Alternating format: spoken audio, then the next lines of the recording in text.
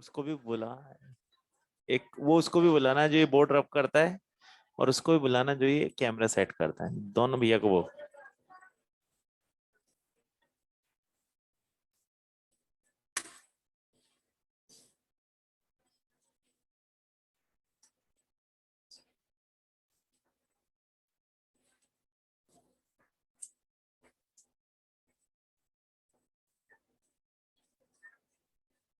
देखे हाँ एक बार ये अपनी।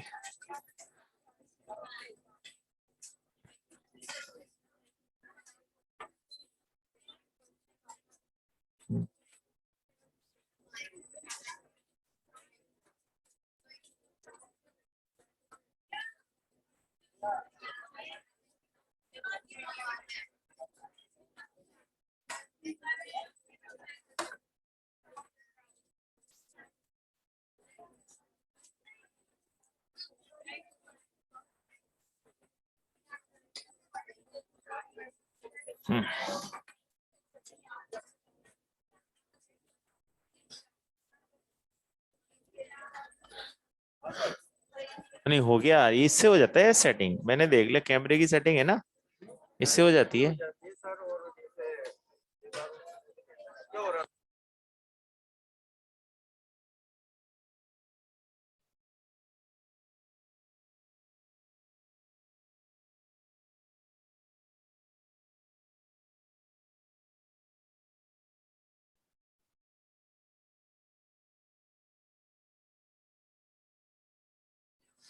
यस गर्ल्स, लास्ट हमने क्या कंप्लीट कर लिया था?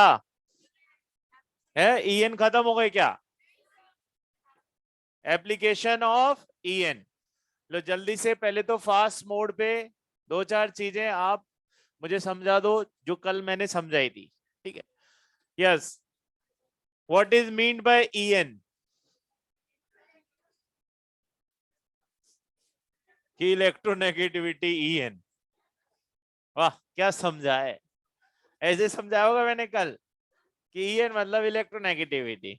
कौन सा बच्चा बताएगा? हाँ बेटा आप बोलो, उमा। हाँ हाँ, ना ना ना, tendency to attract bond pair. किसको अट्रैक्ट करना है? बॉन्ड पेयर को। तो उसके लिए वो ऑलरेडी क्या होना चाहिए? बॉन्डेड। तो ये एक ऐसे एटम की टेंडेंसी है जो ऑलरेडी क्या है? बॉन्डेड है, और फिर वो अपनी तरफ उस बॉन्ड पेयर को अट्रैक्ट कर रहा है। क्या ये यूनिट लेस क्वांटिटी है?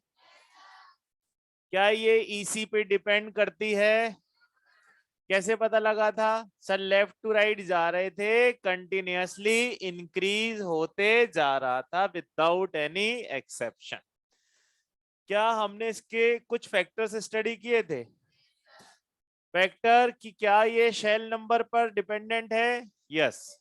Down the group EN decrease because shell number increase, other than TC और LC। कोई एग्जांपल TC का आ गया या LC का आ गया, तो जिसके पास प्रोटॉन ज्यादा उसका अट्रैक्शन ज्यादा, उसके पास EN भी ज्यादा। फिर हमने जेड इफेक्टिव किधर यूज होता है? पीरियड्स में, और साथ साथ आइसो इलेक्ट्रॉनिक और आयंस ऑफ सेम एलिमेंट। तो ऐसे केस में जेड इफेक्टिव किसके डायरेक्टली प्रोपोर्शनल? पॉजिटिव के। ठीक है, तो लेफ्ट टू राइट जा रहे थे तब भी जेड इफेक्टिव पड़ता है, पॉजिटिव से भी जेड इफेक्टिव इंक्रीज होता है। दोनों ही केस में हम जो है EN को इंक्रीज कर रहे थे। तो अगर एक ही एलिमेंट के अलग अलग कंपाउंड्स हो तो उसमें क्या चेक कर लिया जाएगा? Oxidation state. और ऑक्सीडेशन स्टेट से पता लग जाएगा कि जहां ऑक्सीडेशन स्टेट पॉजिटिव में ज्यादा, वहां EN भी ज्यादा। एप्लीकेशन और एक था परसेंटेज एस कैरेक्टर, तो sp में ज्यादा, sp2 में कम, sp3 में सबसे कम। Then we have started with applications. Applications में क्या हम मेटेलिक कैरेक्टर को भी EN से रिलेट कर सकते हैं? EN कम तो EN कम तो मेटेलिक कैरेक्टर ज्यादा, EN ज्यादा तो नॉन मेटेलिक कैरेक्टर ज्यादा। और इसके साथ आई थिंक हमने एक बड़ा रिलेशन बनाया था बॉन्ड एनर्जी का, है ना? अब देखो अपन इसको ऐसे समझते हैं कि बॉन्ड एनर्जी, और एक बार आप याद करो हमने एक टर्म यूज की थी बॉन्ड डिसोसिएशन। ये बेटा एक ही बात है, इसको आप अलग अलग मत समझो। जब कोई बॉन्ड बनता है, बॉन्ड बनने का प्रोसेस कैसा होना चाहिए? स्पॉन्टेनियस। और स्पॉन्टेनियस प्रोसेसेस कैसे होते हैं? एक्सोथर्मिक। तो अगर कोई बॉन्ड बनेगा तो वो क्या रिलीज करेगा? एनर्जी। ठीक है, अब उस रिलीज्ड एनर्जी को ही क्या बोलते हैं? Bond energy. अब मैं उस एनर्जी को मेजर नहीं कर सकता क्योंकि आज तक ऐसा कोई इक्विपमेंट बना ही नहीं जो रिलीज एनर्जी को क्या करे? मेजर कर ले।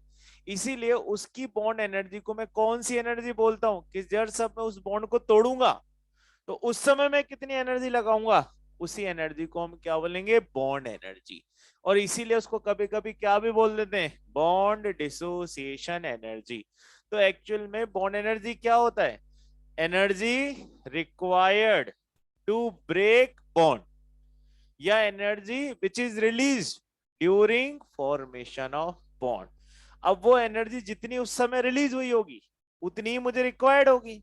तो एक एक्सो प्रोसेस है और एक एंडो। एक्सो को मैं मेजर नहीं कर पा रहा और एंडो को मैं इजीली मेजर कर सकता हूं, इसीलिए आप उसको कंफ्यूज मत होना।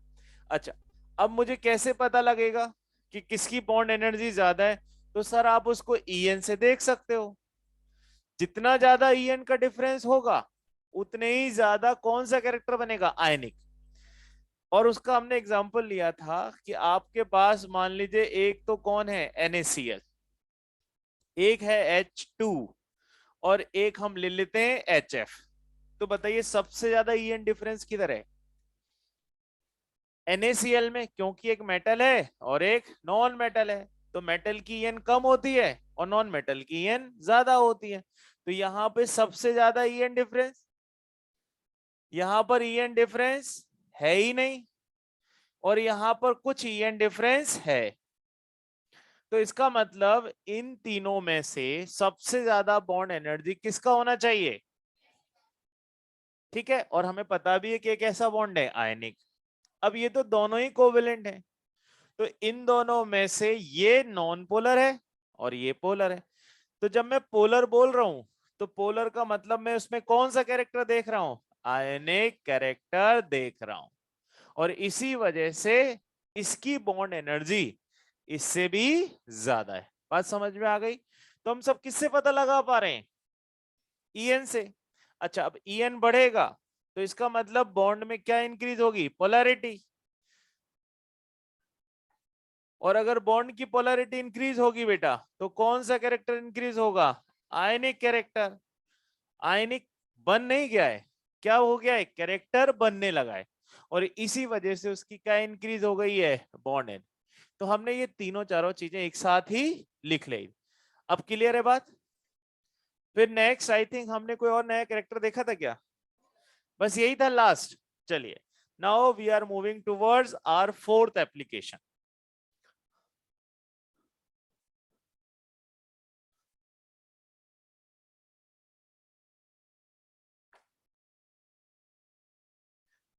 Fourth we are having nomenclature. अब नोमेनक्लेचर वैसे तो बहुत बड़ा होता है, GOC1 GOC2 वो सब आपके ऑर्गेनिक का काम है। इनऑर्गेनिक का नोमेनक्लेचर तो 2 ही मिनट का है, और वो भी सिर्फ इतना सा कि जिसकी EN कम हो वो तो बनेगा प्रीफिक्स, और जिसकी EN ज्यादा हो वो बन जाएगा सफिक्स।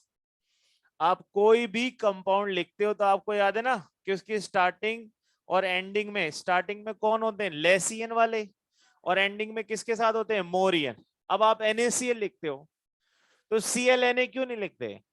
सर गलत है, क्योंकि हमें किसको आगे रखना है? जिसकी EN कम हो, और जिसकी EN ज्यादा उसको बाद में। तो आप इसको NaCl ही लिखोगे ना, तो नाम क्या हो जाएगा? Sodium chloride. तो क्लोराइड यानी कि क्लोरीन है, इसकी EN ज्यादा है तो वो लास्ट में आए। अब बताइए, वी शुड राइट H2O और OH2 which is more correct? क्यों? क्योंकि O की En हाइड्रोजन से ज्यादा है. तो this is correct representation and this is false. Similarly, we should write Cl2O or OCl, OCl2, which should be written. अरे fluorine के बाद हाईएस्ट EN किसकी है? ऑक्सीजन की. ये कैसे लिखोगे? इसलिए ये सही है, ये गलत है. अब बताइएगा लास्ट, OF2 या फिर F2O, क्योंकि ऑक्सीजन से भी ज्यादा EN किसकी है? फ्लोरीन. तो this is correct and this is wrong. Done. Name बताओ तो इसका. अच्छा, मेरा क्वेश्चन आपसे दूसरा है. रुको रुको रुको रुक जाओ, मुझे पूछने दो, है ना. मुझे कुछ और पूछना है. ये बताओ, ये ऑक्साइड है क्या? ये फ्लोराइड है. किसका फ्लोराइड है? ऑक्सीजन का. तो इसको क्या नहीं बोलना है? ऑक्साइड नहीं. इसका क्वेश्चन आया हुआ भी है कि क्या ये फ्लोरीन का ऑक्साइड है? तो नहीं, it is basically fluoride of oxygen. तो इसका नाम हो गया ऑक्सीजन डाई फ्लोराइड. तो आपको करेक्ट नोमेनक्लेचर हमेशा इसी तरह से बताना है. किसमें? IUPAC. ऑर्गेनिक की IUPAC ऑर्गेनिक वाले बताएंगे ना. अपना काम हो गया यहाँ पर नोमेनक्लेचर को लेके एंड.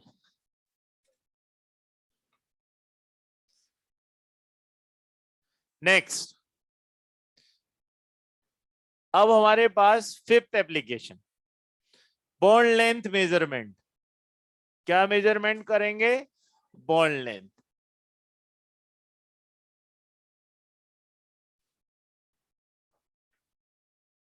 सही लिख रहा हूं कि स्पेलिंग अभी तक सही है ना? कल से 2 बार तो लिख चुका हूं, फिर भी दिक्कत आ रही है ना. Bond length measurement in heteroatomic.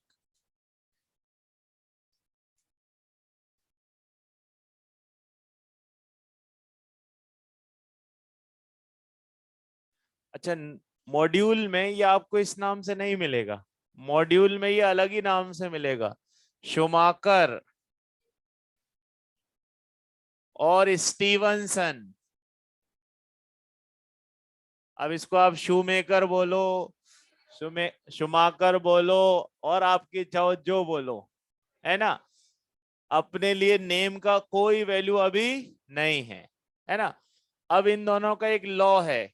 इन दोनों ने ये बताया कि अगर दो एलिमेंट जो अलग अलग हैं मिलकर कोई मॉलिक्यूल बना लें, तो उसमें EN का यूज करके हम यहां पर बॉन्ड लेंथ मेजर कर सकते हैं. तो यहां पर ये RA का मतलब है रेडियस ऑफ ए एटम, और RB का मतलब है रेडियस ऑफ B, और EN का डिफरेंस दोनों का. ठीक है, इसका रेडीमेड एग्जांपल देख लें. Page number 24.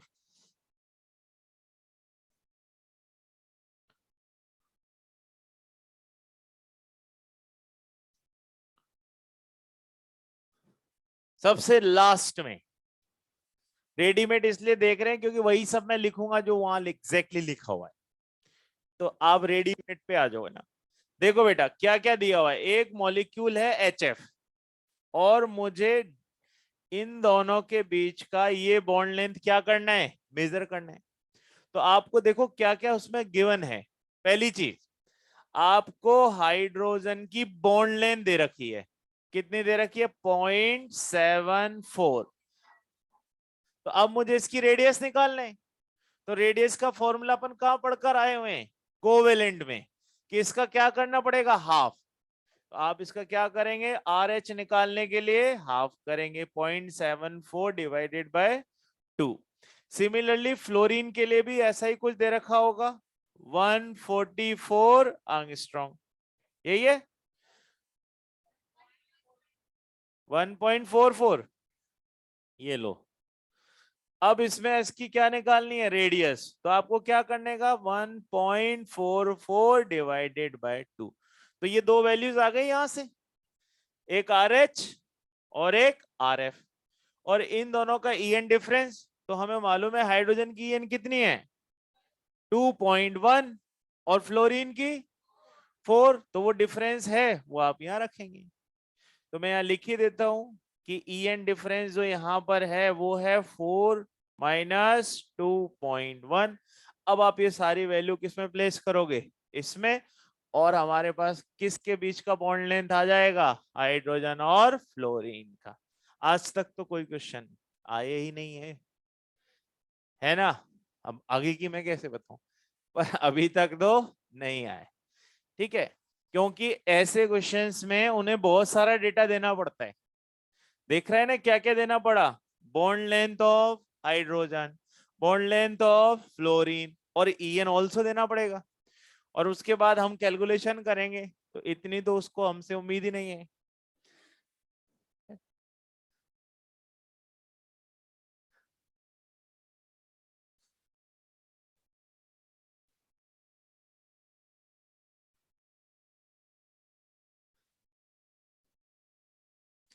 नेचर ऑफ, क्या बोल रहे हैं, इसको नोट डाउन करोगे क्या।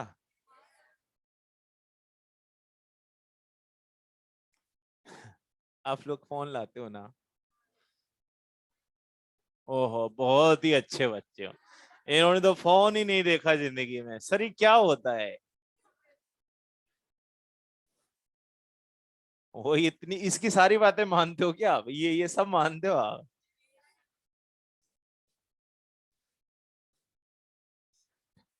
अब अगर लिखना है ना तो थोड़ा फास्ट फास्ट, अगर आप लिखना ही चाहते हो तो फास्ट, और नहीं तो है ना, मैं बेस्ट बताऊं, आप फोन लाते हो, मैं भी ऐसे नोट्स की तरह ही तो लिख रहा हूँ। मतलब एक बार मैं लिखूंगा पूरा बोर्ड भरूंगा, आप पिक ले लो, बढ़िया काम, सिर्फ समझने पे फोकस करो। फिर दोबारा लिखूंगा, फिर एक पिक ले लो, मैं लिखूंगा ये ऐसे जैसे आपकी कॉपी में ही बना रहा हूँ। आप तो पूरा ध्यान किधर लगाओ, समझने पे। चलो फिर देखो, नेचर ऑफ बॉन्ड। अब नेचर ऑफ बॉन्ड हमें यहां पर दो साइंटिस्ट के नेम दिए हुए हैं जिन्होंने मिलकर नेचर ऑफ बॉन्ड आइडेंटिफाई करने के मेथड बनाए हैं। पहला है हैनी और स्मिथ, ये दोनों ने मिलकर एक फॉर्मूला कुछ डेवलप किया है। और दूसरा है गैलिस, इन्होंने भी अपना एक फॉर्मूला डेवलप कर लिया है। अब क्या है जरा देखते हैं। इन शॉर्ट, अगर ईएन का डिफरेंस जो बॉन्ड बना रहे हैं वो 2.1 या उससे ज्यादा है, तो उस बॉन्ड को इन्होंने क्या माना है, आयोनिक। और अगर इससे कम है तो कोवल। यानी कि यही डिफरेंस अगर लेस देन 2.1 है बेटा, तो फिर हम उसको कौन सा बॉन्ड बोल देंगे, कोवल। किसके अकॉर्डिंग, हैनी और स्मिथ। गैलिस का थोड़ा अलग मैटर है, वो बोलते हैं कि नहीं, ईएन का डिफरेंस अगर 1.7 से ही ज्यादा हो जाए तो ही क्या मान लो, आयोनिक। और अगर ईएन डिफरेंस 1.7 से कम है तो फिर क्या बोलेंगे आप, कोवेल। तो इन्होंने ये सब किसके बेसिस पे बताया है, on the basis of difference of EN. ठीक है, पर हमें इन सब की जरूरत नहीं है, हम तो पहले से ही पता है, हम तो देखकर ही बता सकते हैं कि कौन सा बॉन्ड आयनिक है और कौन सा बॉन्ड कोवेल। चलो बताओ, मैं पूछता हूं, देखते हैं कितना अपने को पता है। एच एफ आयनिक, वाह, कोवेलेंट है। तुम तो यूज करो इसको फिर, हद्दी होगी, पहली बार में ही गलती। NaCl, ये तो दुनिया को ही पता है। H2O, वही ऐसा है जो आयनिक बताना चाहे, कोवेलेंट है। HCl, पर यहाँ कोवेलेंट है, कौन बता रही है आपको। मतलब जहाँ हाइड्रोजन दिखता है वहां पर आयनिक है। अबे हाइड्रोजन केवल मेटल के साथ आयनिक, बाकी सब जगह कोवल। मैं लिख देता हूँ फिर जनरल कि करना क्या है, मतलब हमें उनकी जरूरत नहीं है।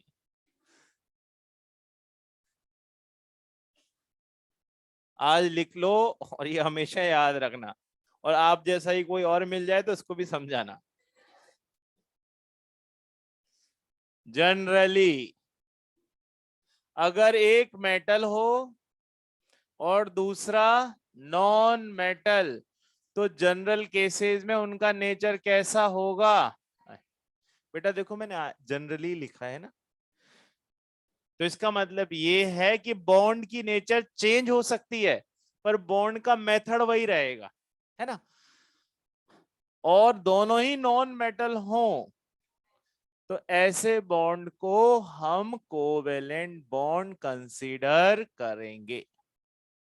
ये अलग बात है कि कोई भी बॉन्ड परफेक्टली आयनिक नहीं होता और कोई भी बॉन्ड परफेक्टली कोवेलेंट नहीं होता।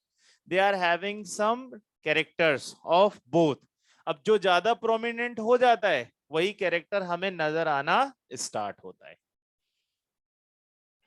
ये अब अपने को केमिकल बॉन्डिंग में ध्यान रखना, जो मैंने स्टेटमेंट बोला कि कोई भी बॉन्ड 100% आयनिक नहीं है, कोई भी बॉन्ड 100% कोवेलेंट नहीं होता। क्या ऐसा होता है कि आयनिक बॉन्ड में कोवेलेंट कैरेक्टर आ जाए? तब इसको क्या बोलेंगे? है नहीं नहीं, मैंने दोबारा बोलता हूं, किसी आयनिक बॉन्ड में कोवेलेंट कैरेक्टर आ जाए तो इसके लिए एक टर्म याद रखना है, पोलराइजेशन। कौन सी टर्म याद रखेंगे? Polarisation.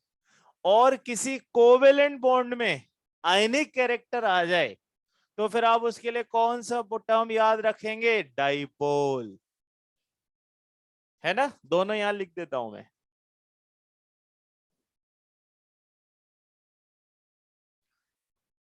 Ionic character in covalent, तो अब तो हम उसको क्या बोल देंगे?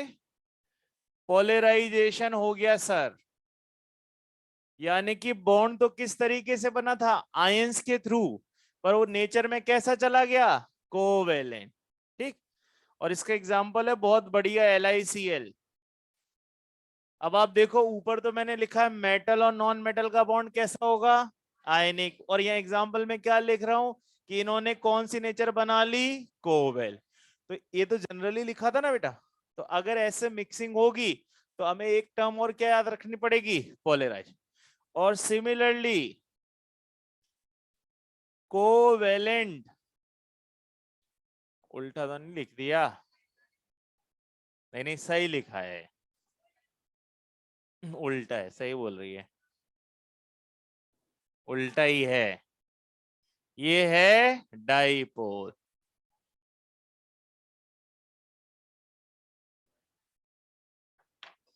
रुको रुको, सही बोल रहे हैं जो भी आप बोल रहे हो ना।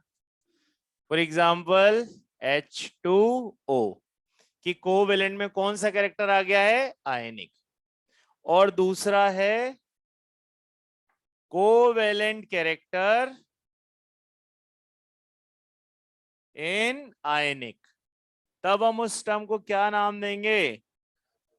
पोलराइजेशन। और इसका एग्जाम्पल है LiC। धीरे धीरे मैं भी आप ही की तरह होते जा रहा हूं।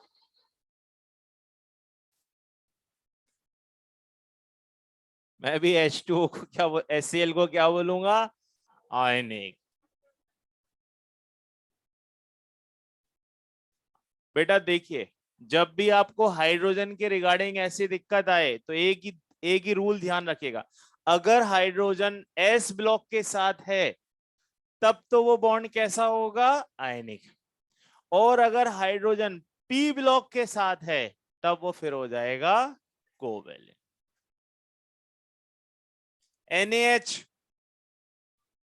आयनिक। क्यों? क्योंकि यहां पर हाइड्रोजन का बिहेवियर नॉन मेटल। और यही बात होती है CH4। तो फिर कोवेलेंट, क्योंकि वहां पर वो थोड़ा सा इलेक्ट्रोपॉजिटिव की तरह एक्ट करता है, क्योंकि कार्बन की ईएन हाइड्रोजन से ज्यादा है। तो जनरल कंसेप्ट याद रहेगा। Do we required these two, any Smith and Gallis? No. Do we required Schomaker and Stevenson? नहीं है इसकी तो जरूरत है ना, क्या बनाने के लिए? Bond length. अच्छा अब बताना आप मुझे, वापस से पूछता हूं, HF कोवेलेंट।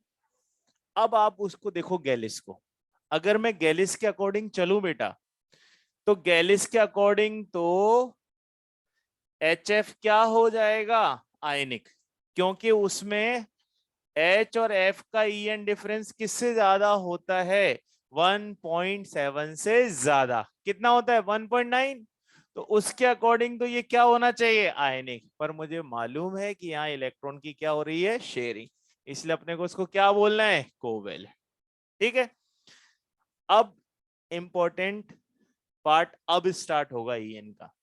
अभी तक जो हमने पढ़ा वो सिर्फ यही था कि ईएन के ये कुछ जनरल एप्लीकेशंस थे। अब मेन एप्लीकेशन जिनके क्वेश्चंस आते हैं फ्रीक्वेंटली, और वो आपको किससे भी जोड़ के जाएगा? बॉन्डिंग से भी, और किससे भी कनेक्ट करेगा? पी ब्लॉक से भी। तो अब as a whole we are starting with most important concept of periodic table, that is seventh application. मैं ये रब कर दूं इधर वाला पार्ट।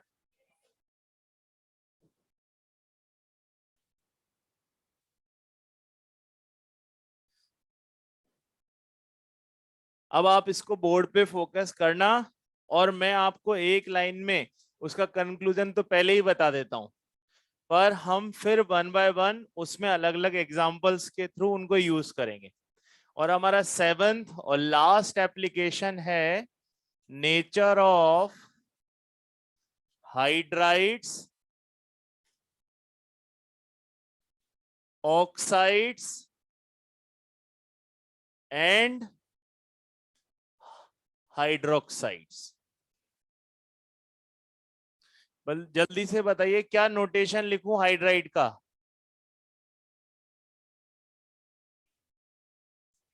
लो देखो, बताओ बताओ, इधर बताओ, ये क्या है? अरे वाटर नहीं, इन तीनों में से बताओ भाई। चलो अपने हैंड रेस कर लेना। क्या ये हाइड्रोक्साइड है? नहीं है। क्या ये ऑक्साइड है? Yes, this is oxide. NO oxide, CO2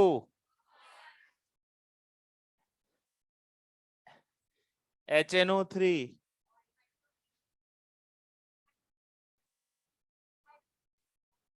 अब दोबारा से बात को, मैं जैसे स्टेटमेंट बोलूंगा ना उसको ध्यान रखना। जब मैं हाइड्राइड बोल रहा हूं तो बाइनरी कंपाउंड ऑफ हाइड्रोजन, यानी कि हाइड्रोजन किसी एक और एलिमेंट के साथ हो। नंबर पे फोकस मत करना। यहां पर हाइड्रोजन है तो सही बेटा, पर यहाँ पे टाइप ऑफ एलिमेंट्स तीन हो गए, जबकि मैंने अभी कौन सा टर्म यूज किया? बाइनरी।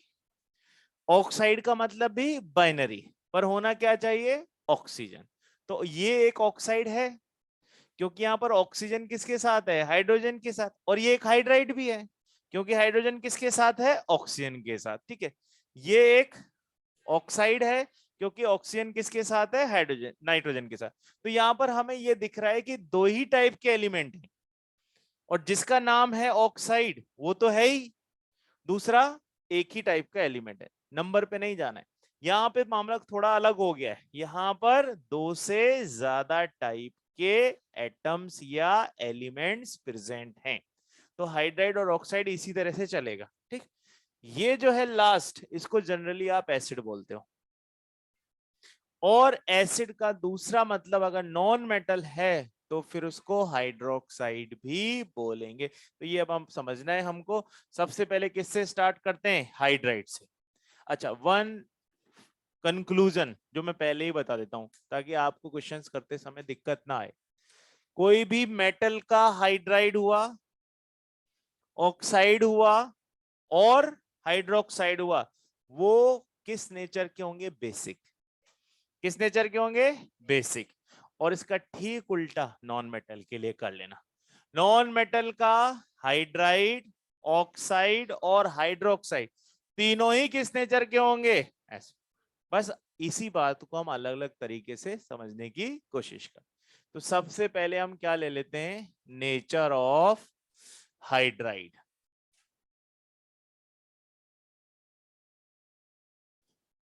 अब ऐसा हो सकता है कि वो कैसा हाइड्राइड हो बेटा?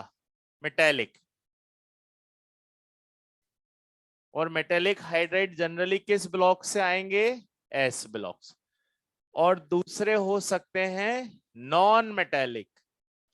और नॉन मेटेलिक हाइड्राइड्स जनरली किससे आते हैं? पी ब्लॉक से। और सबसे ज्यादा इंपॉर्टेंट होते हैं 15, 16 और 17th ग्रुप के हाइड्राइड। जब मेटल का हाइड्राइड होगा तो बताओ मेटल अपने ऊपर पॉजिटिव चार्ज रखेगा या नेगेटिव?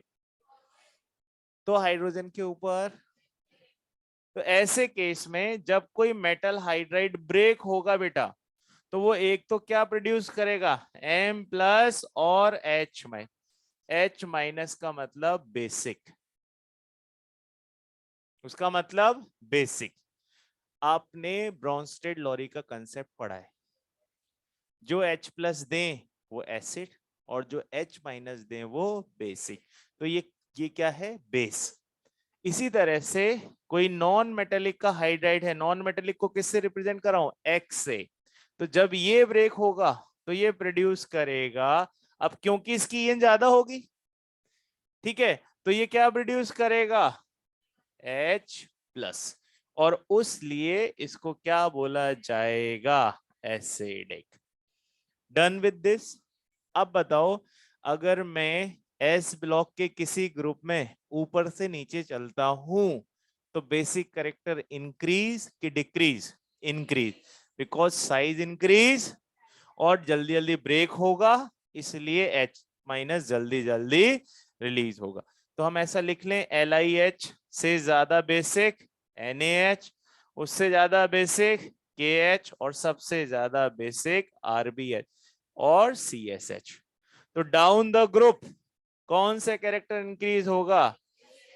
Basic character increase. किनका? मेटेलिक हाइड्राइड्स का। नॉन मेटल्स में हमारे पास कौन कौन से ग्रुप हैं? 15, 16, 17। तो सबसे पहले 15 से स्टार्ट करते हैं। NH3, फॉस्फीन PH3, आर्सेनिक का AsH3, एंटीमनी का SbH3 और बिस्मिथ का BiH3। अब बताओ नीचे जाने पर बॉन्ड लेंथ बढ़ रहा है कि नहीं? बढ़ रहा है। En का डिफरेंस कम हो रहा है, बॉन्ड की स्ट्रेंथ भी कम होगी, इसीलिए जल्दी से टूटने वाला बॉन्ड कौन सा है? ये वाला। और इसीलिए हम बोल रहे हैं नीचे आने पर कौन सा कैरेक्टर इंक्रीज हो जाएगा? एसिडिक कैरेक्टर इंक्रीज हो जाएगा।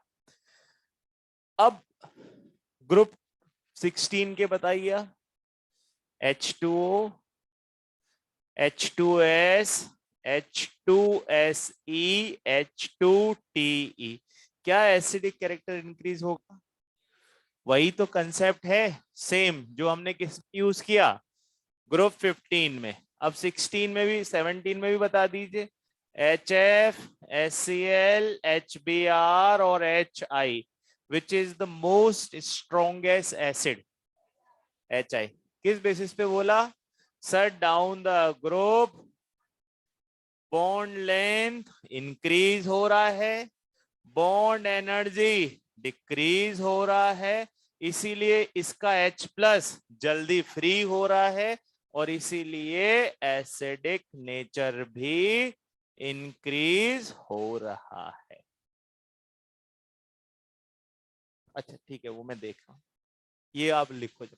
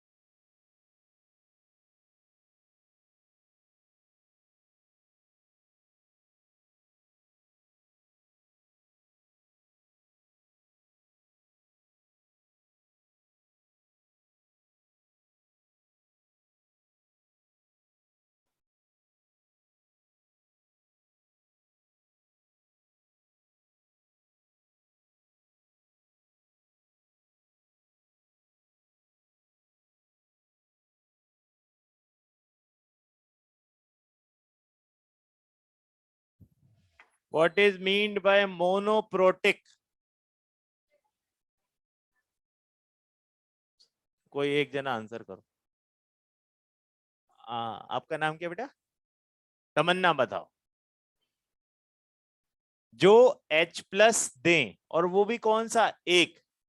क्योंकि H प्लस अपने आप में क्या है बेटा? एक प्रोटोन है। तमन्ना बैठो, बहुत बढ़िया। H प्लस अपने आप में क्या है? एक प्रोटोन है, क्योंकि इलेक्ट्रॉन तो बचा नहीं, न्यूट्रॉन होता नहीं, तो बचा क्या है? प्रोटोन।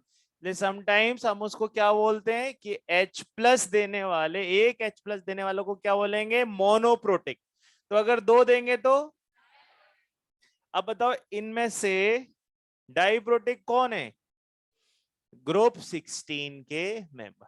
तो वो आपसे ऐसा भी पूछ सकता है कि which of them having high diprotic nature, तो फिर आप उसको किस में पकड़ना है? ग्रुप 16।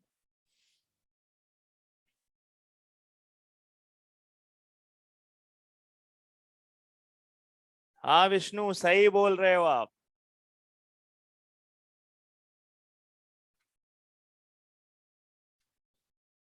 आप लोगों ने लिख लिया होगा मेरे ख्याल से। एक्सरसाइज 2 और क्वेश्चन नंबर 13, पेज नंबर कौन सा है? 39, और क्वेश्चन नंबर है बच्चे 13। आ जाएगा आंसर? किसकी नेचर पूछी है? नॉन मेटेलिक हाइड्राइड्स की। और नॉन मेटेलिक हाइड्राइड्स हम आसानी से देख पा रहे हैं।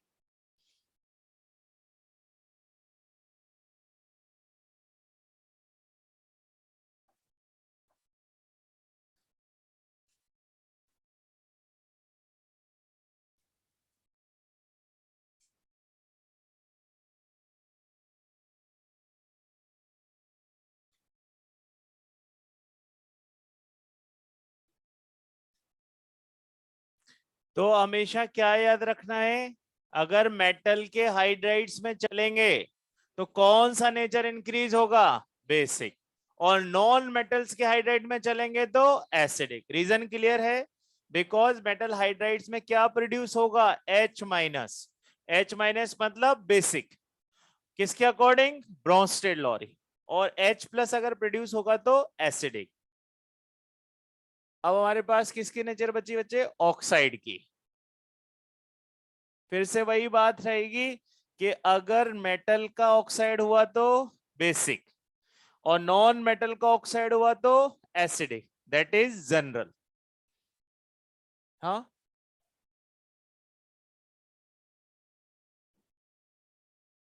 देखो, इसका नोमेनक्लेचर हम जनरली नाम ही कौन सा लिखते हैं? Common, ammonia. क्या लिखते हैं इसका नाम? अमोनिया। आपको इसका कोई और कहीं नाम मिलेगा ही नहीं बेटा। तो कुछ लोगों के जनरल, अब जैसे वाटर है H2O, अब वाटर का आईयूपीएसी नेम बोलो। है, आईयूपीएसी नेम है डाई हाइड्रोजन ऑक्साइड। अब हम उसका जनरल नेम क्या फेमस हो क्या है? वाटर। ऐसे अमोनिया के लिए हम क्या बोलेंगे कि NH3 है, अमोनिया है। अब इसका कोई आईयूपीएसी नेम बनाना चाहे तो बना सकता है, पर मैंने कहीं देखा नहीं है ना। PH3 फॉस्फीन, ठीक है, इसका नाम भी फॉस्फीन के नाम से ही चल रहा, और बाकी सब हाइड्राइड्स हैं, है ना, जैसे एंटीमनीज हाइड्राइड, आर्सेनिक्स हाइड्राइड, बिस्मथ हाइड्राइड, ऐसे। अब आ जाते हैं nature of oxide.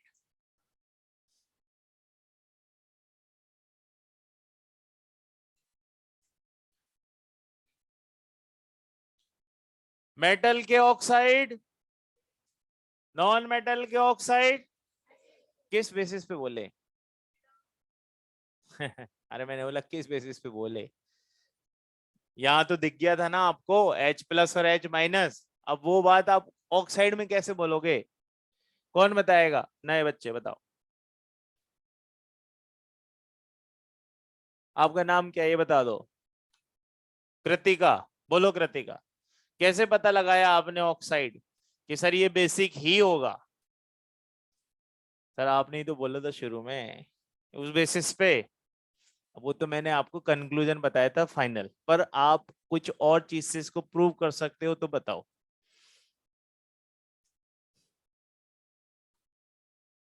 Sir prove करने के लिए कौन पूछेगा, ऐसे ही तो पूछा जाएगा। Which one is acidic, which one is basic, वो तो मुझे याद है। चलो कोई बात नहीं, बैठो आप नाम बताओ अपना। है आंसर बताओ।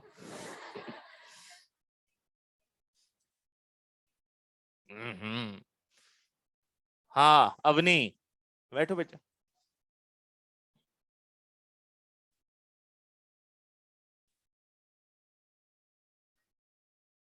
अब यहाँ लाए पीएच पेपर। बात तो सही है आपकी, है ना। नाम क्या बेटा आपका? तनीषा, अनीशा, हाँ मानसी, आप भी कुछ बता रहे थे बेटा, बोलो। बैठो अनीशा।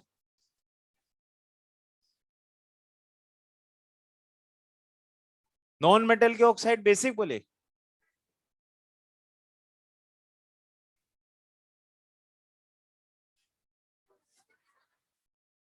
खींच दे रहा बढ़ के वे। बैठो बैठो। हमें आंसर करने नीट में जल्दी, है ना। हमें कोई ऐसा हिंट चाहिए जो जल्दी हमें बता। आप बताओ बेटा। है बैठो बैठो बैठो, आप बोलो। सब सबके पास वही जवाब है। एक अवनी ने ठीक मुझे बहुत प्रॉम्प्ट आंसर दे दिया, वो मुझे काम आ जाएगा। हाँ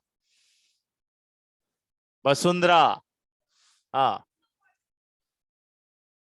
बिल्कुल। अगर आप ऑक्साइड को वाटर में डिसॉल्व करो और वो एसिड प्रोड्यूस करे तो कैसा हो गया? एसिडिक।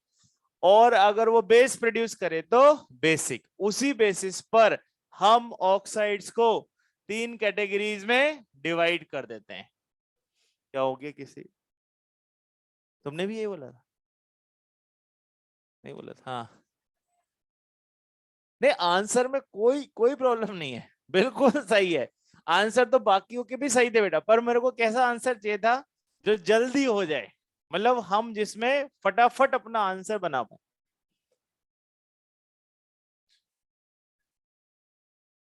मानसी, मानसी। हमारा हमारा मोटिव नीट क्रैक करना है और नीट क्रैक करवाने, है ना। और साथ में अगर कुछ एक्स्ट्रा मिल जाए तो कोई बुराई नहीं, है ना बेटा। नहीं बिल्कुल आपकी बात सही मैं बोल रहा हूँ, पर हमारा प्राइम ऑब्जेक्ट तो नीट क्रैक करना है। और इसलिए बैठा बेटा, मैं क्यों बोल रहा हूँ ये बात, हमें लीडर में तो हमारे पास टाइम ही नहीं है। हमें यही सब कुछ, जो नर्चर वाला बच्चा है उसको 2 साल लगते हैं आराम से, धीरे धीरे वो कंसेप्ट डेवलप करता है। यहां तक हमारे पास या तो कंसेप्ट डेवलप हो जाना चाहिए था, तो बहुत अच्छी बात है। पर कोरोना में हम सबको पता हुआ कि हमने क्या डेवलप कर लिया, है ना। सारी वेब सीरीज की कंटेंट डेवलप कर लिए। अब फाइनली हम एग्जाम देने के लिए आ गए, तो अब हमारा भला इसमें हो जाए कि जल्दी जल्दी सर हमारे तो आंसर आने लगे, है ना। और अगर आंसर आने लगेंगे तो आपका कॉन्फिडेंस अपने आप आएगा। और जब कॉन्फिडेंस आएगा तो धीरे धीरे आप अपने आप ही कंटेंट की तरफ मूव ऑन करने स्टार्ट करोगे। तो चलिए स्टार्ट करते हैं। नेचर ऑफ ऑक्साइड, सबसे पहले है एसिडिक। एसिडिक की क्या डेफिनेशन बनाएंगे? Oxides which give acid with water, जो पानी के साथ क्या प्रोड्यूस कर दें? Acid. Basic oxides, oxides which give base with water। Amphoteric, क्या डेफिनेशन बनाऊं? अब यहां तो आपको कंसेप्ट ही चाहिए, वो अब कौन बताएगा? मान लीजिए अब आप हमें यहां बताओ कि हमें यहां क्या लिखना चाहिए, क्योंकि एसिड और बेस के बाद एम्फोटेरिक में हमें सीधा लिखना है जो एसिड से भी रिएक्ट करे और बेस से भी रिएक्ट करे। Oxides which react with both acids as well as base. अब हमारे पास एक और कैटेगरी है न्यूट्रल।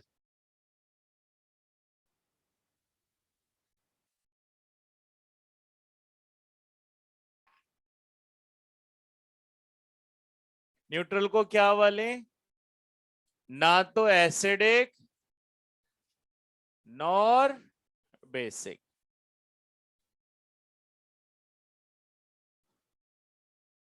अब सबसे पहले हम किस पे फोकस कर लेते हैं, एसिडिक पर। Non metallic oxides are generally acidic.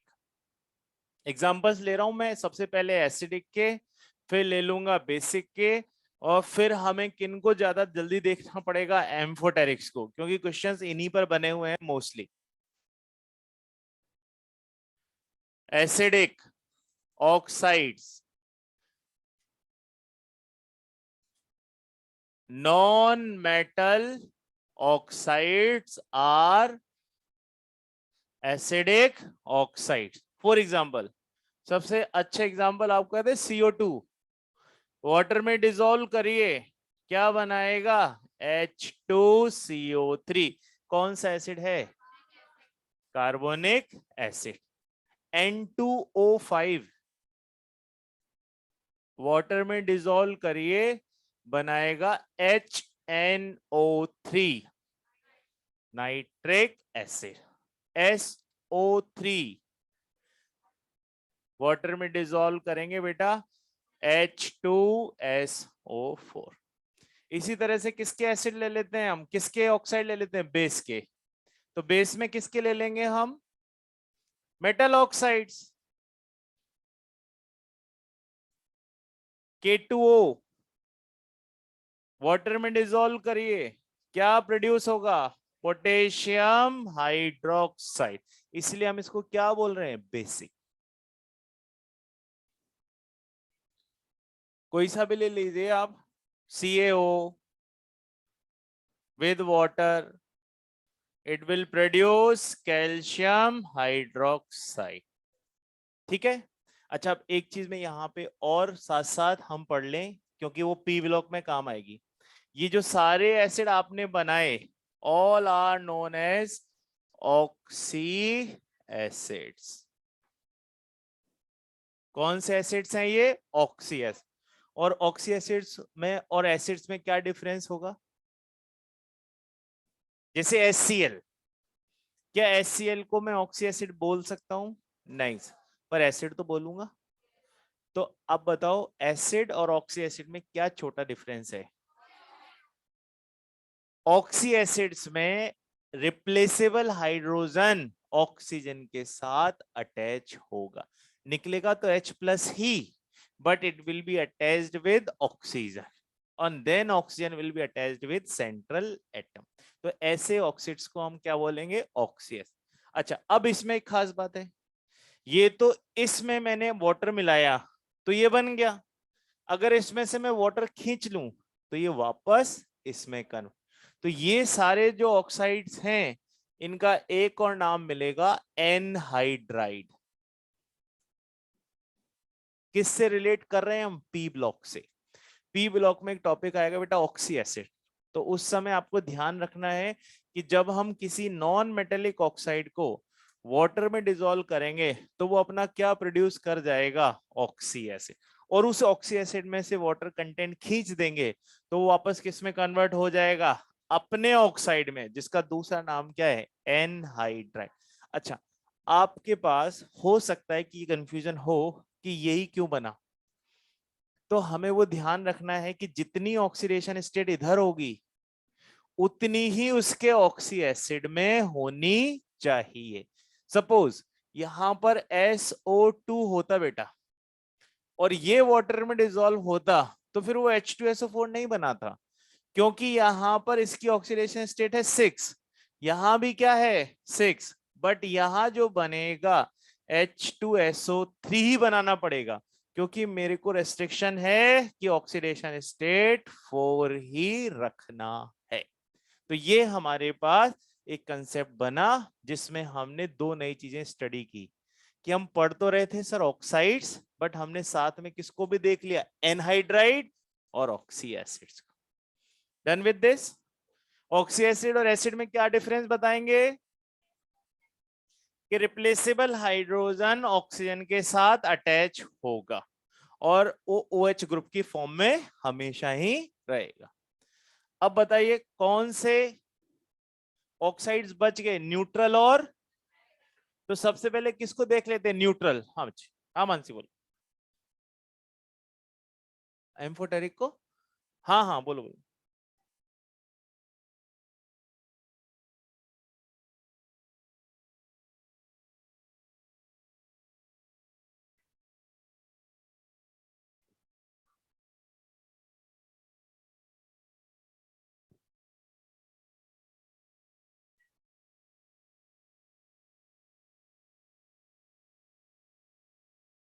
नहीं, ये जितने भी ऑक्साइड हमने बनाए ना बेटा, ये नेचर के बेसिस पे बनाए, कि ये ऑक्साइड का नेचर ही कैसा है, एसिड प्रोड्यूस करना। तो हम यहाँ पर जितने भी ऑक्साइड स्टडी करते हैं उसके दो बेस हो सकते हैं, बैठो मान, या तो वो नेचर के बेसिस पे होगा, या दूसरा वो ऑक्सीजन के कंटेंट के बेसिस पे होगा। जैसे नॉर्मली इन ऑक्साइड्स को हम नॉर्मल ऑक्साइड बोल रहे हैं, क्यों, क्योंकि यहां पर ऑक्सीजन के ऊपर चार्ज है -2। अब अगर यही चार्ज -2 से हो जाए -1, तो ये बन जाएगा परऑक्साइड। क्या बन जाएगा, परऑक्साइड। और यही चार्ज दो ऑक्सीजन पर मिलकर -1 हुआ तो ये बन जाएगा सुपर ऑक्साइड। और ये कौन सा ऑक्साइड है, नॉर्मल जो बनता है। इसका मतलब ऑक्साइड्स की हम कई क्लासिफिकेशन पढ़ सकते हैं, बट अभी हम किस बेसिस पे पढ़ रहे हैं, on the basis of nature, and nature is decided with EN here. तो जिनकी EN ज्यादा उनका एसिडिक, जिनकी EN कम उनका बेसिक। और ये दोनों पीएच पे, ये तो प्योरली किस पर बेस्ड है, पीएच पे, क्योंकि इनकी पीएच लमसम कितनी आती होगी, 7। और ये एम्फोटेरिक बिहेव पर, कि ये एसिड के साथ भी रिएक्ट कर रहा है सर और ये बेस के साथ भी। इसीलिए हम यहाँ पे नेचर के बेसिस पे ऑक्साइड को इधर डिवाइड किए हैं और कंटेंट के बेसिस पर ये तीन रहे। डन। ये आगे आएंगे एस ब्लॉक में, तब हम इसको और डिटेल में पढ़ेंगे, what is meant by normal, peroxide और सुपर। अभी के लिए आप चाहो तो आप इसको ऐसे लिख लीजिए कि यहाँ पर ऑक्सीजन के कंटेंट का क्या है, डिफरेंस। यहाँ ऑक्सीजन के ऊपर एक के ऊपर ही कितना चार्ज है, -2। यहाँ दो के ऊपर -2 है तो एक के पास कितना आया, -1। और यहाँ तीसरे केस में दो जनों के पास मिलाकर ही कितना है, -। तो इस तरह से ऑक्सीजन कंटेंट के डिफरेंस पे भी ये बनाया जा सकता। अच्छा अब आ जाओ न्यूट्रल। न्यूट्रल में सिर्फ 4 ही ऑक्साइड ध्यान रखने, CO, N2O, H2O and NO. These are 4 neutral oxide. अब आपको पास क्वेश्चन जब भी आएगा तो मोस्टली उसमें क्या भी भरे हुए होंगे, एम्फोटेरिक।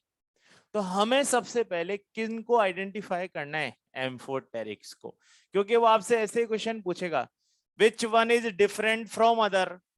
तो हो सकता है 3 बेसिक हो, एक एसिडिक हो, तब तो आसान है। हो सकता है कि 3 एसिडिक हो, एक बेसिक, पर ऐसा भी तो हो सकता है कि 3 एक जैसे हो और एक क्या हो, एम्फोटेरिक। तो फिर हमें देखना पड़ेगा। देखिए एक्सरसाइज 2 का क्वेश्चन नंबर होना चाहिए 4 या 5, जो ऑक्साइड पर ही बेस्ड है। क्वेश्चन नंबर 4, ये वाला पार्ट मैं रब कर दूं ना, इतना सा पार्ट है ना। अब देखो आप क्वेश्चन में क्या बोला है, ये है एक्सरसाइज 2 का क्वेश्चन नंबर 4, कि which of the oxide will not react with sodium hydroxide. अब बताओ सोडियम हाइड्रोक्साइड किस नेचर का है, तो भाई इसकी रिएक्शन किसके साथ नहीं होगी, ये बोला है ना। किस किस के साथ रिएक्ट करेगा ये, सर ये एसिड के साथ आसानी से रिएक्ट करेगा, और किसके साथ रिएक्ट करेगा? एम्फोटेरिक। तो अब मुझे यहां पर ढूंढना पड़ेगा ना कि कौन सा एम्फोटेरिक है ना। और आंसर तो क्लियर ही दिख रहा होगा आपको, कैल्शियम ऑक्साइड, क्योंकि दोनों बेसिक हो जाएंगे। तो ऐसी कंडीशन में तो कोई प्रॉब्लम नहीं आएगी। पर अगर स्पेशली क्वेश्चन नंबर लास्ट पूछ लिया एक्सरसाइज 2 का, तो फिर उनको आइडेंटिफाई करना पड़ेगा 27। इसमें तो सारे ही पूछ लिए उसने, बताओ कौन एसिडिक है, कौन न्यूट्रल है और क्यों कौन वो है। तो चलिए अब हम किसके बारे में स्टडी कर लेते हैं, बस एम्फोटेरिक। तो एम्फोटेरिक की मैं लिस्ट बना रहा हूं, आप इस लिस्ट को मेरे साथ ही लिख लीजिए।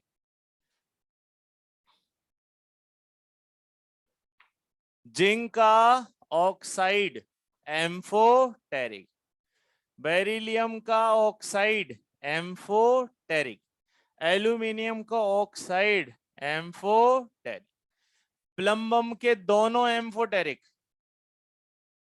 पीवीओ पीवीओ2 बोथ आर एम्फोटेरिक। आपको पेज नंबर 25 पे लिस्ट मिलेगी, नीचे से देखना। टिन के दोनों ऑक्साइड एम्फोटेरिक, आर्सेनिक का ऑक्साइड एम्फोटेरिक, एंटीमनी का ऑक्साइड एम्फोटेरिक। कुछ नहीं होंगे तो मैं सबकी लिस्ट एक साथ ही बना रहा हूं, है ना। MnO2 एम्फोटेरिक, गैलियम का ऑक्साइड एम्फोटेरिक, और बेटा क्रोमियम का भी ये ऑक्साइड एम्फोटेरिक होते हैं। तो ये ऑक्साइड्स के क्वेश्चंस आएंगे, तो आपको सबसे पहले देखना पड़ेगा कि कहीं वो एम्फोटेरिक तो नहीं है, क्योंकि एम्फोटेरिक किस किस के साथ रिएक्ट कर सकते हैं? बेस के साथ भी रिएक्ट करेंगे और एसिड के साथ भी रिएक्ट करेंगे। हाँ बेटा, SiO2 एसिडिक। अब देखिए, बहुत अच्छी बात है इन्होंने कही है, आप समझिए। इनके अलावा कोई मेटल दिखाई दिया तो उसके ऑक्साइड को क्या बोल दोगे आप? बेसिक। इनके अलावा कोई नॉन मेटल का ऑक्साइड दिखाई दिया, एसिडिक। न्यूट्रल आपने देख ही लिए, न्यूट्रल कौन है? 4। ठीक है, तो चलो इसको याद कर लेते हैं। यहां पर एक फेमस सिंगर हैं हनी सिंह, उनके सॉन्ग वो एक बार कोटा आना चाहते थे, उनका प्रोग्राम रखा गया कोटा, और फिर यहां पर उसके प्रोग्राम को करना पड़ा कैंसिल, क्योंकि आपको याद है कि उनके सॉन्ग जो होते हैं वो मतलब हर कोई नहीं सुन पाएगा, कुछ वर्ड बीच में ऐसे आ जाएंगे, है ना। अब कोई भजन संध्या में तो आए नहीं है कि भजन गाएंगे, वो अपने गाने गाएंगे। तो उनके इन गानों की जो गूंज थी वो पहले ही कोटा में पहुंच चुकी थी। तो यहाँ के जो कुछ यहाँ के हमारे यूं बोलिए कि जनता पब्लिक जो है, उन्होंने कहा भाई इस आदमी का यहाँ पे नहीं रखा जाएगा, सारे बच्चे बिगड़ जाएंगे। तो हम उन्हीं को एडवाइस कर रहे हैं। किनको एडवाइस कर रहे हैं? हनी सिंह को, कि जनाबे आली, जनाबे आली। कौन से सॉन्ग गाते हैं वो? पंजाबी। कि जनाबे आली पंजाबी सॉन्ग ऐसे जैसे कि वो गाते हैं, ऐसे सब जगह मत गाया करो, है ना। जनाबे आली पंजाबी सॉन्ग ऐसे सब जगह मत गाया करो। उससे क्लियर हो गया कि जितने भी एम्फोटेरिक हैं वो सब यहां पर आ जाएंगे। जिनके ऑक्साइड एम्फोटेरिक, उनके हाइड्रोक्साइड भी एम्फोटेरिक ही होते हैं। ये भी लाइन कहीं पे पेस्ट कर लेना। जिनके ऑक्साइड एम्फोटेरिक, उनके हाइड्रोक्साइड भी एम्फोटेरिक होते हैं।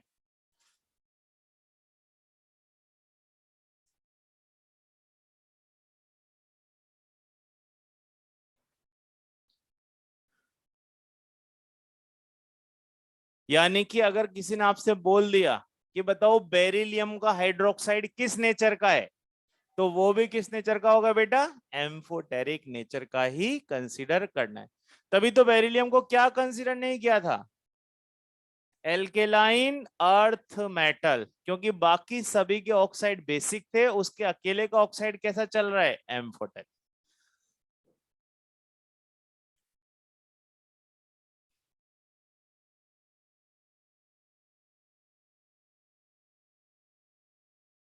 हाँ बच्चे,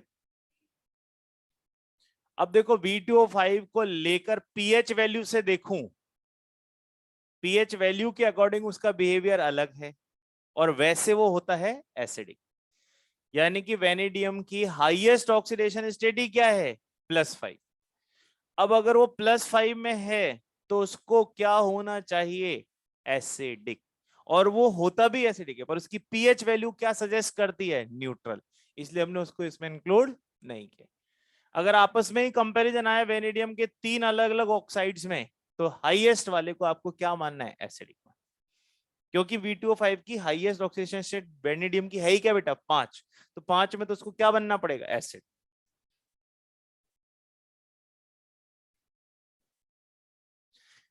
क्या, तो ये भी क्रोमियम के भी तो 3 3 4 4 ऑक्सीडेशन स्टेट्स है ना, तो lower oxidation state basic, higher oxidation state acidic, और इंटरमीडिएट वाली कैसी होंगी, एम्फोटेरिक्स। चलिए नेक्स्ट है हमारे पास नेचर ऑफ हाइड्रोक्साइड्स।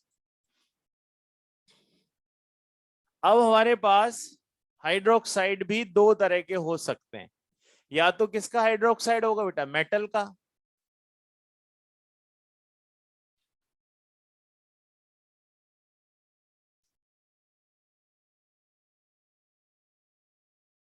या फिर हमारे पास होगा नॉन मेटल का।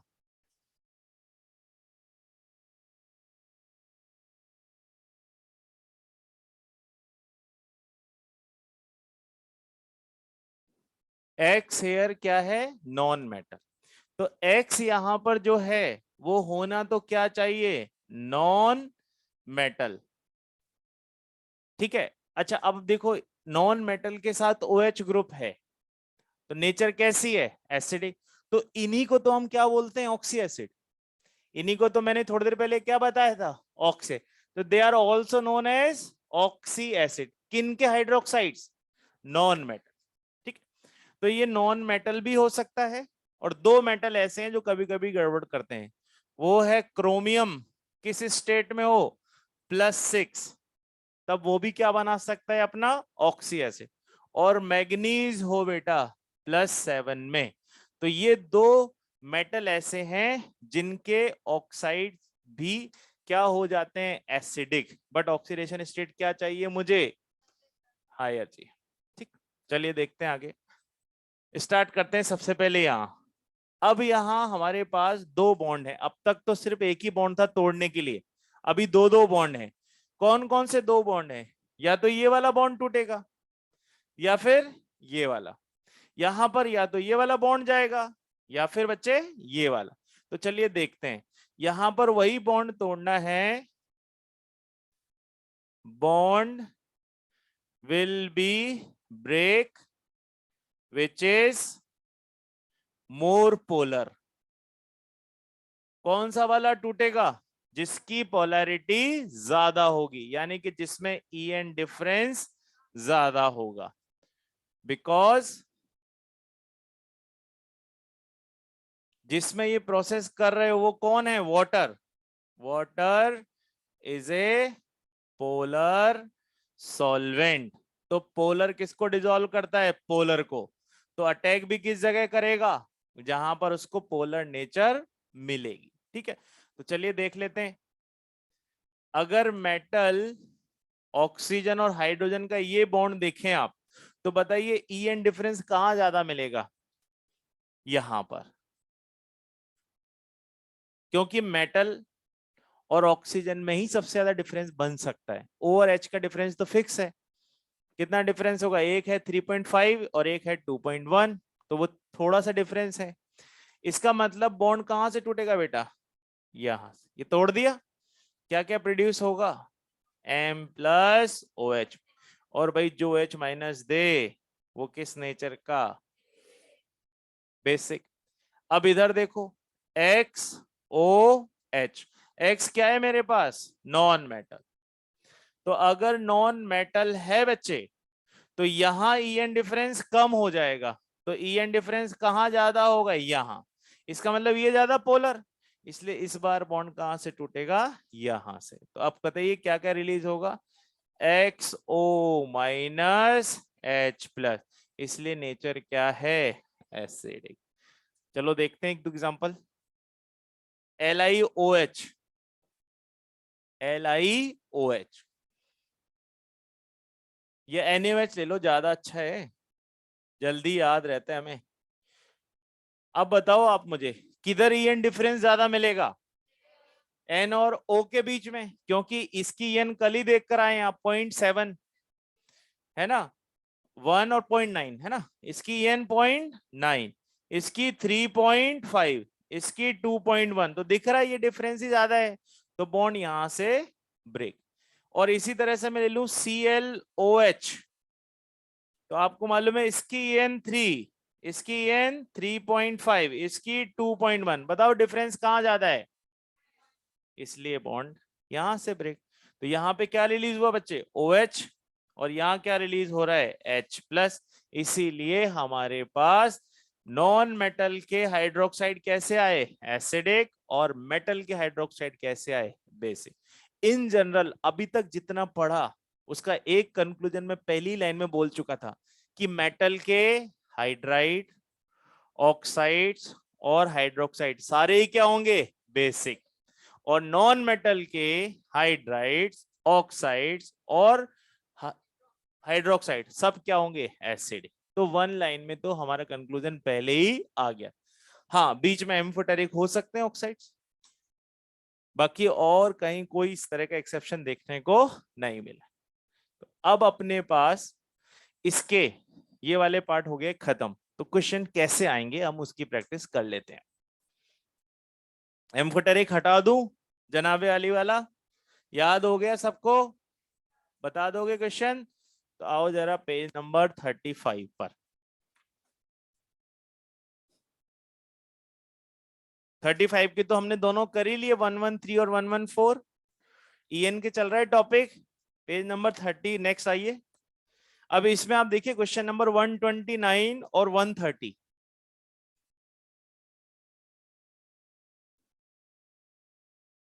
एक्सरसाइज 129 और बेटा 130।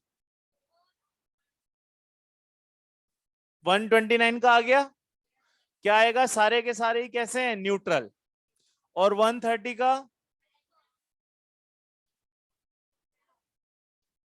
क्यों, NO क्या है, बाकी तीन क्या है, तो एम्फोटेरिक हमें इससे याद थे।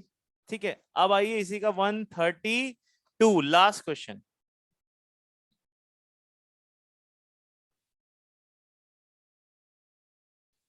कौन सा स्टेटमेंट सेलेक्ट करना है, करेक्ट। क्या Cl2O7 एसिडिक ऑक्साइड है, डेफिनेटली, क्योंकि किसका है, नॉन मेटल।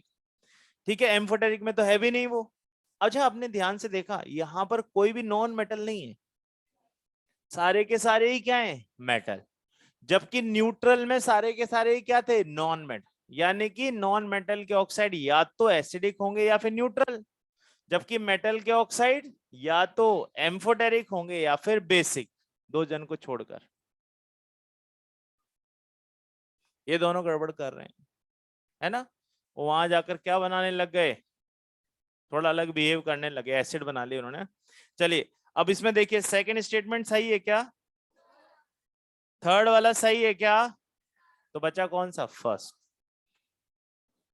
और फिर 27 भी कर लीजिए ना, ये जो बचा हुआ है, जो एक्सरसाइज 2 का क्वेश्चन है।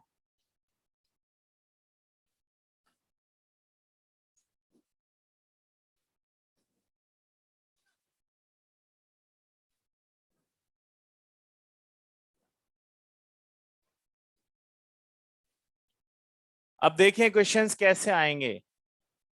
या तो आपसे पूछा जाएगा नेचर को लेकर, अब ऑक्साइड्स के और हाइड्रोक्साइड्स के क्वेश्चन ज्यादा बनते हैं, हाइड्राइड का क्वेश्चन तो बहुत ही खत्म से ही हो गए।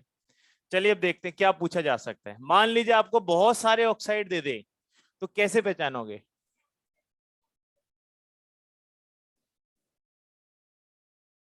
नेचर ऑफ ऑक्साइड्स देखने के लिए क्या करना है? सबसे पहला काम करना है कि अगर डिफरेंट एलिमेंट के ऑक्साइड्स हों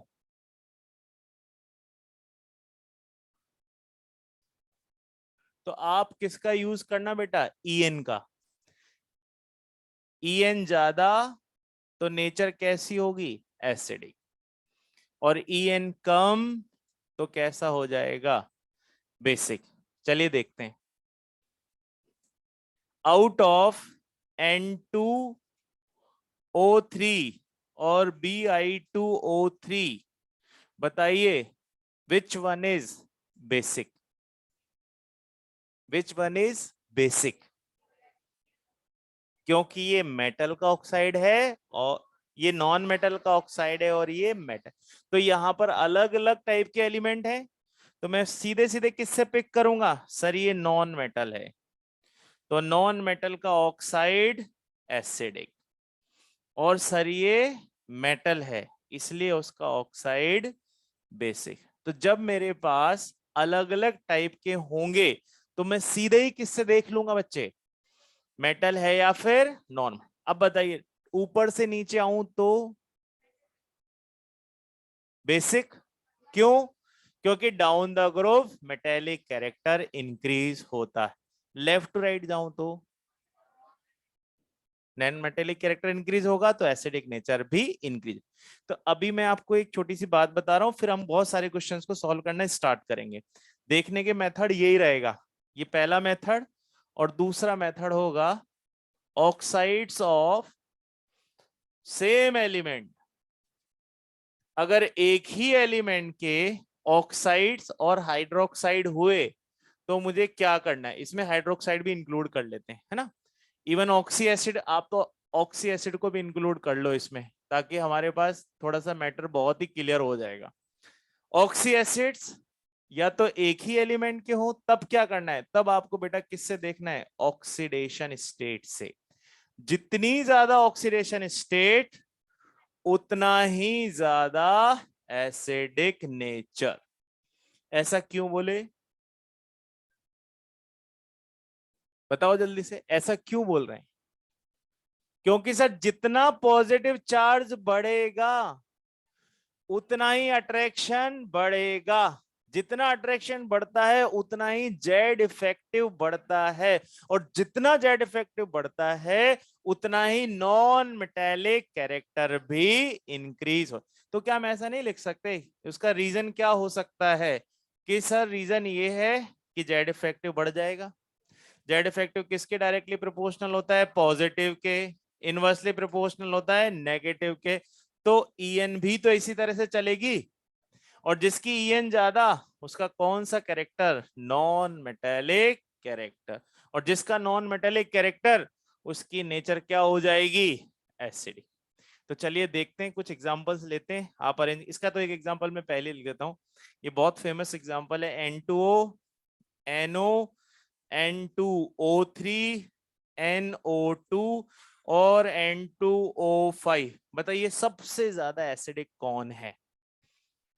अब यहाँ क्या प्रॉब्लम आ रही है? सर सब एक जैसे ही है, नाइट्रोजन नाइट्रोजन नाइट्रोजन नाइट, यानी कि सब किसके ऑक्साइड हैं? नाइट्रोजन।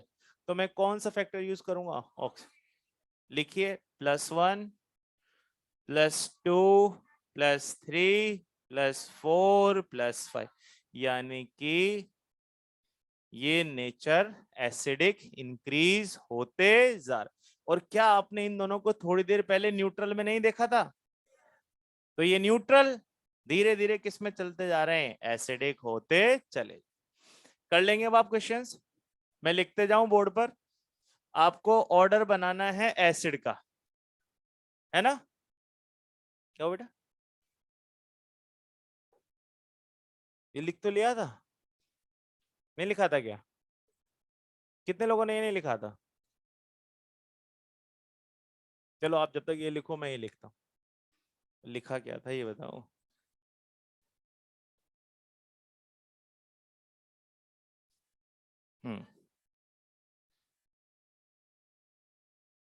को लिख देते हैं, कोई बात नहीं। नेचर ऑफ हाइड्रोक्साइड्स, जिनको क्या भी बोले थे, ऑक्सी एसिड्स, वो किसके हों अगर नॉन मेटल, ठीक है। या तो MOH टाइप होगा या फिर XOH टाइप होगा। इन्हीं को हमने क्या भी कंसिडर किया था, ऑक्सी एसिड्स। यहां पर हमने ये लिखा था bond will break which is more polar, En difference, because H2O is a polar solvent. MOH यहां पे ये ब्रेक हो गया और इसने बनाया M+OH- बेसिक।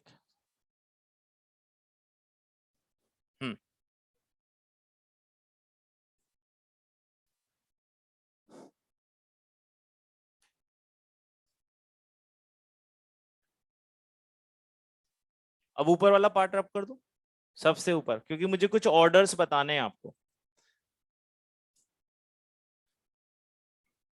जल्दी से अरेंज कर देना। सबको किस बेसिस पे अरेंज करना है, एसिडिक नेचर के बेसिस पर।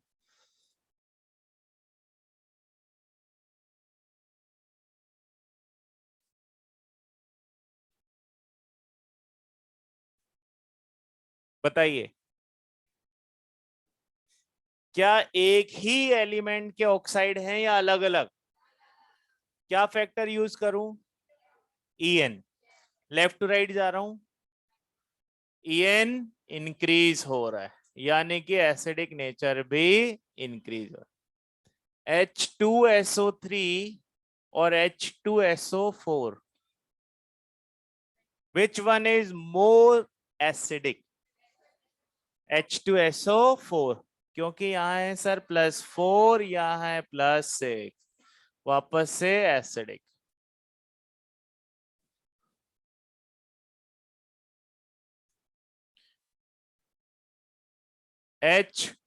HOCl, HOBr and HOI।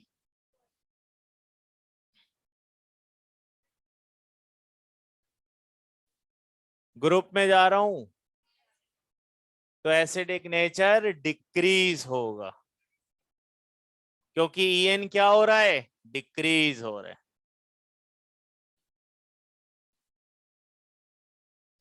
HClO, HClO2, HClO3 और HClO4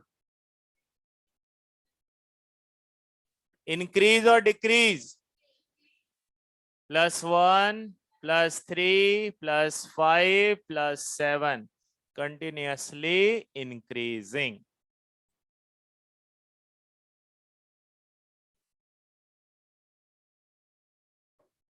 MnO, MnO2, Mn2O7 increasing. किससे देख रहा हूं बेटा, ऑक्सीडेशन स्टेट से देख रहा हूं। क्रोमियम के 4 ये 3 ऑक्साइड ले लेते हैं अपन, ये हम पहले भी लिख चुके होंगे। बताइए, increasing, +2, +3, +6, it is continuously increase. कौन सा नेचर चल रहा है, एसिडिक। सब एसिडिक है, चाहे तो इंक्रीजिंग होगा या फिर डिक्रीजिंग होगा।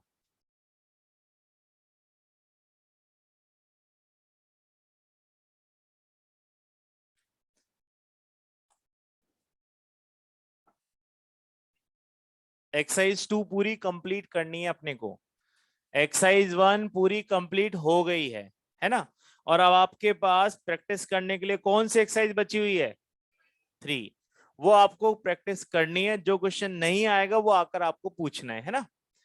सब लोग पेज नंबर किस पे भी आ जाएंगे अब 25 पर।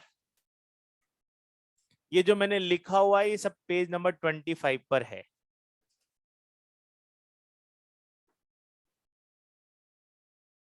देखिए पेज नंबर 25,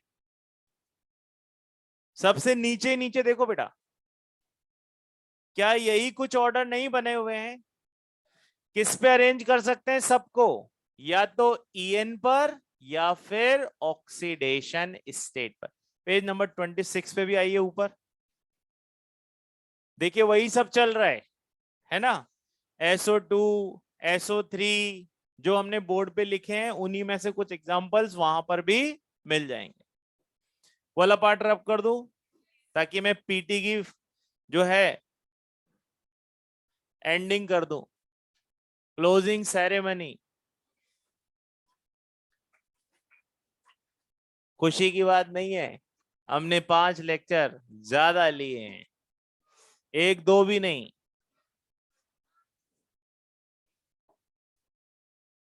चलिए अब देखिए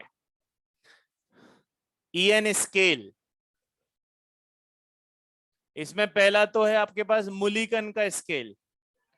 आईपी और ईए इनका एवरेज निकालेंगे बेटा।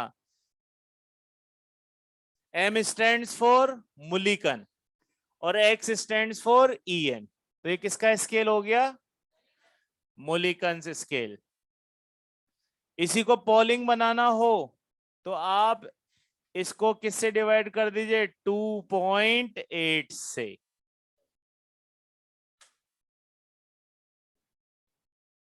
बाकी 1 2 फॉर्मूला और भी दे रखे हैं, वो है यूनिट के डिफरेंस पर, कि अगर यूनिट इलेक्ट्रॉन वोल्ट में हो तो क्या यूज करना है, और अगर यूनिट किलो जूल में हो तो क्या यूज करना है।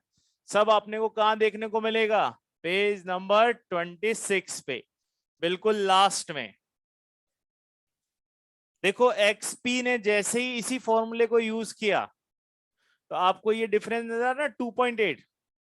अगर ये एक्सपी का होता यानी कि पॉलिंग का स्केल होता तो आईपी प्लस ईए सब कुछ यही रहता, बस किससे और मल्टीप्लाई कर देते तो वहां पर आ जाएगा 5.6।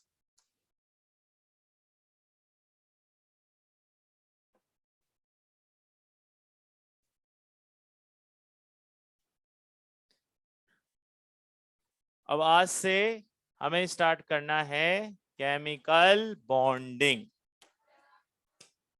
करना तो पड़ेगा। अच्छा सुन लो, आप चाहो तो आप सब पैकिंग वैकिंग करके बैठ जाओ ताकि आपको फील आए कि हम जाने वाले हैं।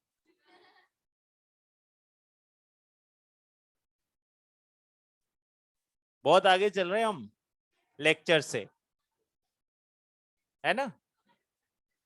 यानी हमें लेक्चर को पीछे छोड़ना था, हम उसके पीछे पीछे ही चल रहे हैं। अब जल्दी से क्या क्या कल से याद करके आना है वो सुन लो, क्योंकि उसके साथ ही हम फास्ट मूव कर पाएंगे। पहले पैकिंग करो, और जो कोई भी छोटी मोटी बात लिखना चाहता हो कि कल मुझे क्या याद करके आना है, वो लास्ट पेज पर नोट करेगा कि हाँ मेरे को तो सर कल ये पढ़ के ही आना है, ताकि आपकी कुछ मदद हो पाए, है ना? हाँ जी, सबसे पहले ये बताओ, मैं 2 4 लाइनें बोलते जा रहा हूं फटाफट, यस और नो में आंसर करना। Does like dissolves like. क्यों? क्योंकि हमें पता है कि वाटर कैसा है? पोलर। तो सारे के सारे आयनिक कंपाउंड किसमें सॉल्युबल होने चाहिए? किसमें? वाटर में। अब इन केस कोई आयनिक कंपाउंड वाटर में सॉल्युबल नहीं हुआ तो क्या मतलब है?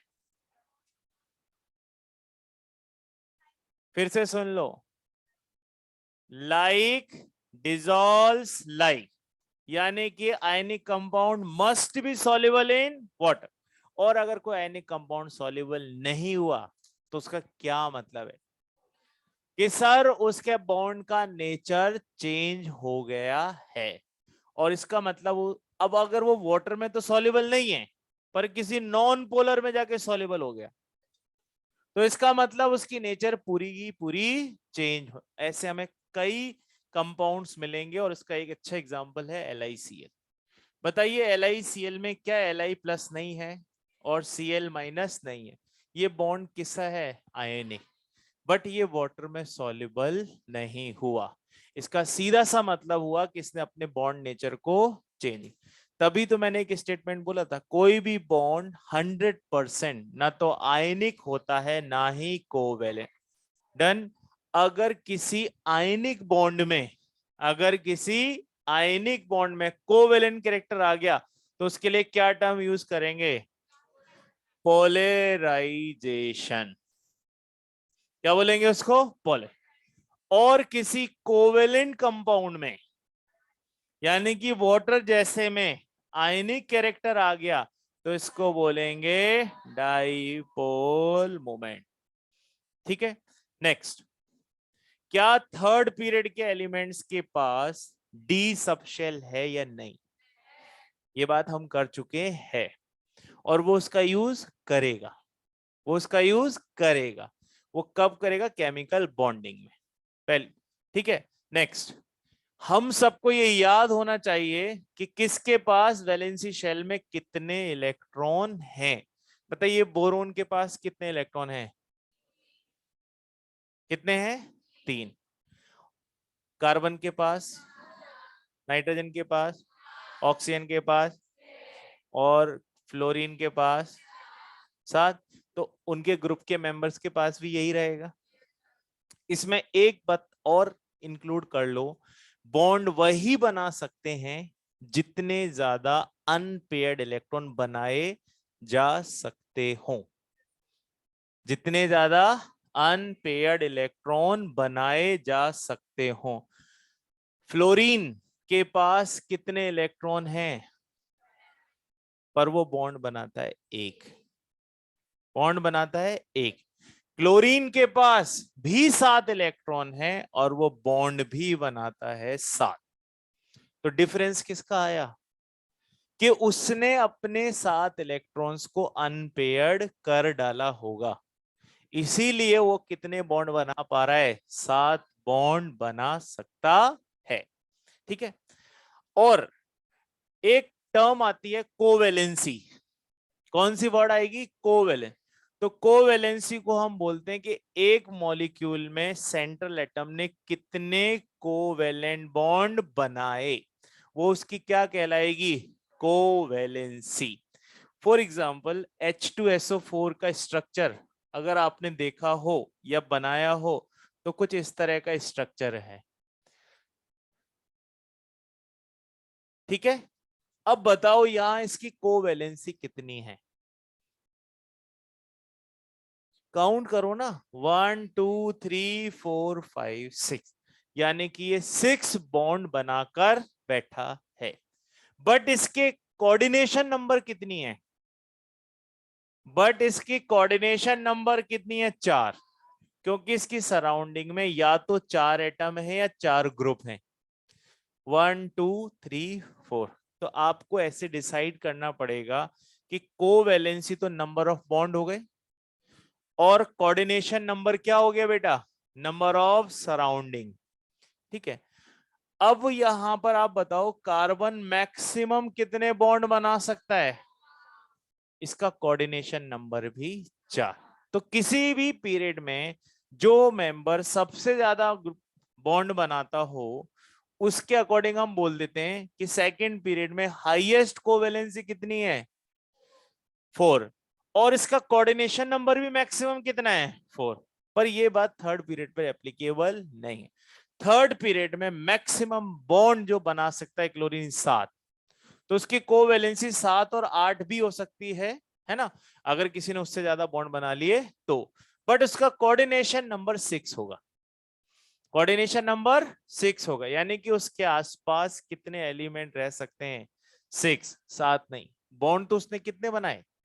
7 बना सकता है, पर कोऑर्डिनेशन नंबर कितने रहेंगे बेटा? 6 रहेंगे। ClO4 minus. तो आप देखो यहां क्लोरीन के आसपास कितने ही एटम हैं? 4। और इसके बॉन्ड कितने हैं 7।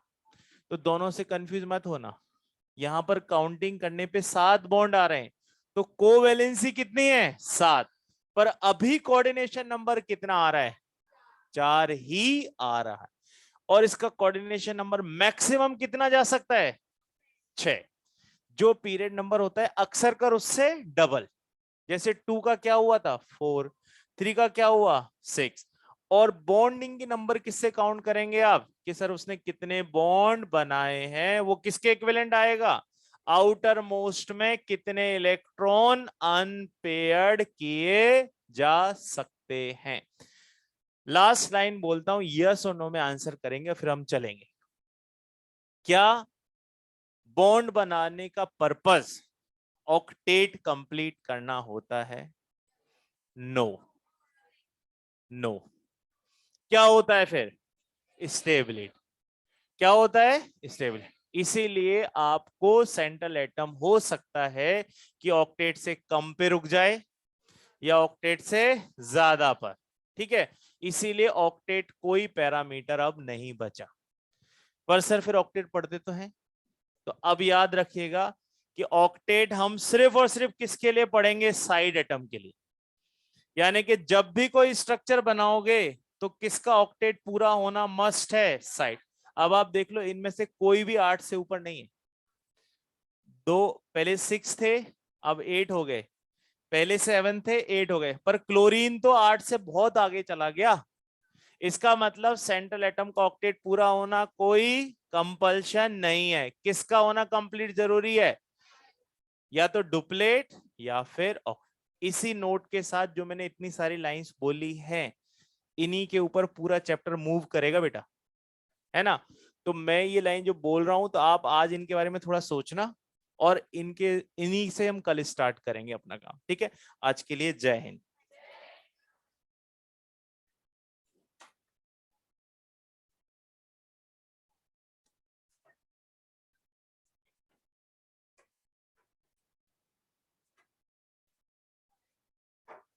हाँ बेटा, हाँ बोलिए।